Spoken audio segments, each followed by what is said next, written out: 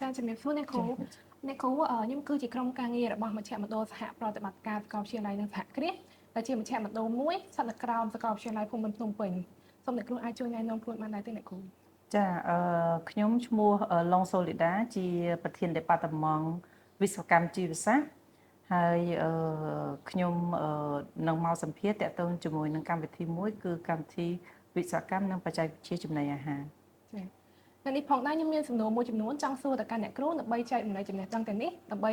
ជូនដល់បងប្អូននិស្សិតដែលមានបំណងចង់សិក្សានិងនិស្សិតដែលកំពុងសិក្សានៅក្នុងដេប៉ាតឺម៉ង់នេះផ្ទាល់អ្នកគ្រូ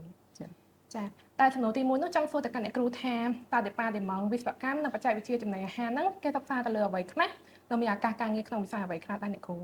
ចាអរគុណអូនហ្នឹងហើយតកតងជាមួយនឹងកម្មវិធីវិស្វកម្មនិងបច្ចេកវិទ្យាចំណីអាហាររបស់យើងគឺយើងបង្រៀននិស្សិតឲ្យនៅក្នុងវិស័យអាហារការកែច្នៃអាហារតាំងពីកសិដ្ឋានរហូតទៅដល់អ្នកប្រើប្រាស់អញ្ចឹងយើងបានផ្ដល់ឲ្យកូនសិស្សនៅជំនាញគេហៅថាជា specialization នៅក្នុងជំនាញហ្នឹងគឺយើងមាន3 specialization specialization ទី1គឺតកតងជាមួយនឹង food innovation technology specialization ទី2គឺ food production management និង specialization ទី3គឺជា food quality and standard អញ្ចឹងនៅក្នុង specialization ទី1ហ្នឹងគឺយើងបង្រៀនសិស្សឲ្យចេះកែច្នៃអាហារចាដែលប្រើប្រាស់នៅបច្ចេកវិទ្យាហើយនឹងតកតងជាមួយនឹង